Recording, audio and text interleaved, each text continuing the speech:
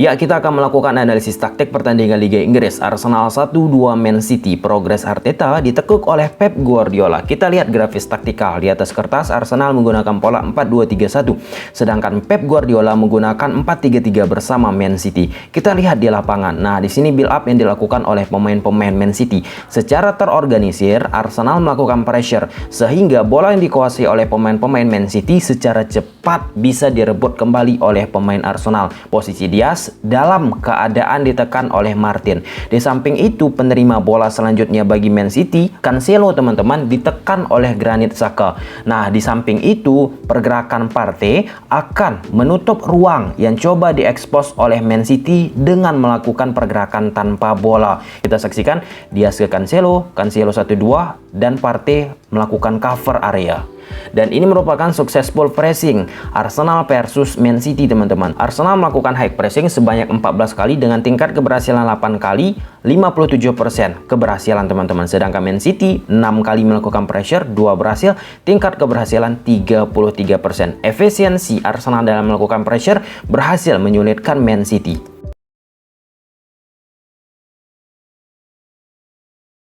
Tetap pemain Man City mencoba membangun serangan melalui Ruben Dias yang mengincar dua opsi, teman-teman, melalui Rodri ataupun Bernardo Silva. Namun, hal ini terus dilakukan oleh Man City bisa dieliminasi oleh pemain-pemain Arsenal melalui pergerakan Xhaka ataupun Partey yang menutup pergerakan Rodri ataupun Bernardo Silva. Pada momen ini, Ruben Dias memberikan bola tersebut ke sisi Silva, tapi apa yang terjadi secara cepat, Partey berhasil menutup ruang Silva dan serangan dari City gagal. Lagi, teman-teman, melalui Ruben Dias yang membangun serangan dari Man City, mengarahkan bola tersebut ke Laporte bentuk save ketika defense mid block. Arsenal menggunakan pola 4-4-2. Sasaran yang ingin dicari oleh Ruben Dias yaitu Rodri, teman-teman. Namun apa yang terjadi? Lacazette ataupun Odegaard sebagai cover shadow yang menutup ruang bagi Rodrigo, sehingga Ruben Dias memberikan bola tersebut ke sisi Laporte dan bola tersebut berhasil lagi diambil dan diganggu oleh pergerakan pemain-pemain Arsenal.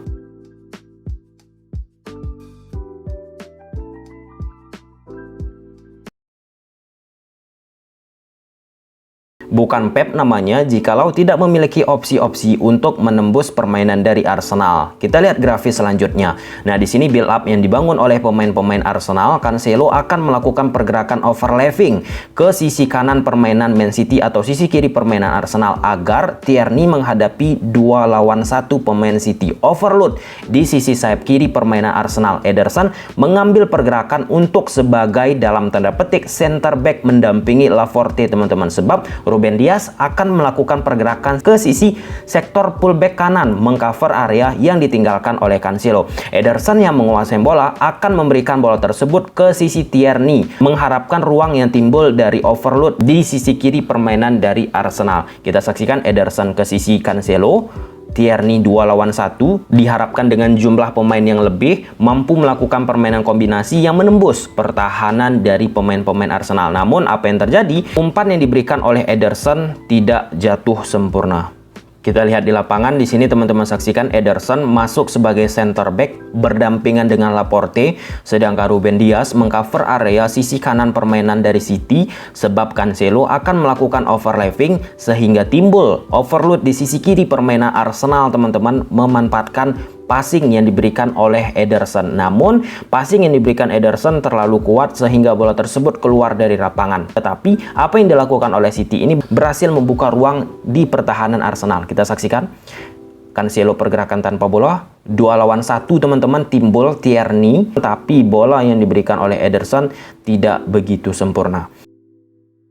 Setelah Rodrigo dieliminasi pergerakannya oleh Odegaard sebagai cover shadow, membuat Laporte menggeser bola tersebut ke sisi kiri permainan dari Man City. Secara overall, ketika Rodrigo dimatikan, Man City sering mengekspos sisi kiri ataupun sisi sayap kanan dengan memanfaatkan kelebihan jumlah pemain, sehingga permainan 1-2 kombinasi akan sangat mudah dilakukan oleh pemain-pemain Man City. 4-4-2 mid block ketika bertahan Arsenal terapkan. Kita saksikan Laporte ke Ake, Kemudian 1-2 sentuhan kombinasi diterapkan teman-teman, 3 lawan 3, 1-2 sentuhan plus movement of the ball dilakukan Sterling yang dapat membuka ruang dari pertahanan Arsenal. Kita saksikan Laporte, Kevin De Bruyne 1-2 sentuhan dan berhasil diamankan oleh Arsenal. Tapi secara konsep pertahanan Arsenal sudah terbuka, dan di sini dari sektor kiri dipindahkan ke sektor kanan, overload timbul teman-teman. Seperti yang kita sampaikan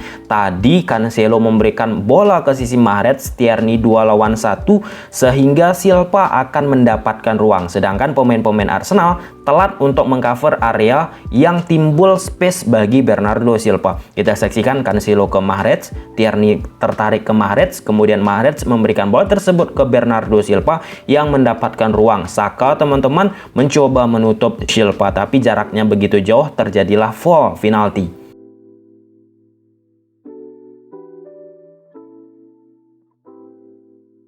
Dan Mahrez gol. Dan di akhir babak kedua teman-teman, di menit 92, pemain-pemain Arsenal merubah pola mereka menjadi 5 back di belakang. Hal ini dilakukan untuk mengeliminasi overload yang coba diterapkan oleh pemain-pemain Man City seperti konsep gol pertama. Teman-teman saksikan, Tierney dibantu oleh Granit Xhaka sehingga Silva ataupun Mahrez yang mencoba melakukan permainan kombinasi tidak bisa dilakukan lagi seperti gol pertama teman-teman. Nah, pada momen ini Rodrigo melakukan pergerakan tanpa bola seperti apa yang diinginkan oleh Pep Guardiola yang meminta pemain-pemain dari Man City secara gestur tubuh untuk terus menekan, melakukan pergerakan ke depan teman-teman. Kevin De Bruyne yang menguasai bola akan meletakkan bola tersebut ke belakang garis pertahanan dari Arsenal. Rodri melakukan pergerakan tanpa bola. Kita saksikan, gagal intercept yang sempurna dan terciptalah gol.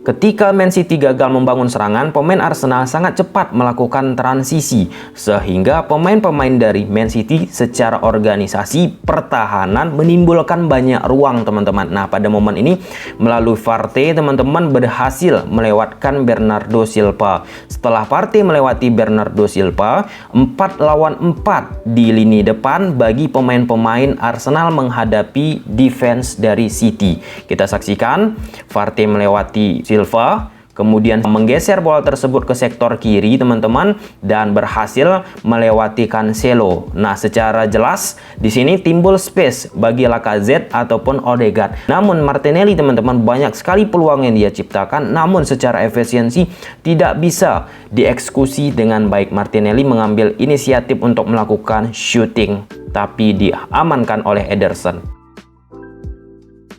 Lagi dari serangan yang dilakukan oleh Man City yang gagal, secara cepat transisi cepat dilakukan oleh pemain-pemain Arsenal. Kembali sosok protagonis yaitu Partey teman-teman. Timbul 4 lawan 4 di defense dari Man City melawan pemain penyerang dari Arsenal teman-teman. Partey ke Granit Xhaka ke Odegaard membuat jarak antar lini belakang dan lini tengah dari Man City menimbulkan ruang. Kita saksikan. Ya, 1-2 sentuhan, overload di sisi kiri permainan dari Arsenal dan membuat Cancelo kesulitan untuk menghentikan Martin ataupun Tierney. Tierney langsung mendrive bola tersebut ke depan dan memberikan bola ke Xhaka dan terciptalah gol. Ya, Xhaka pergerakan tanpa bola dan terciptalah gol.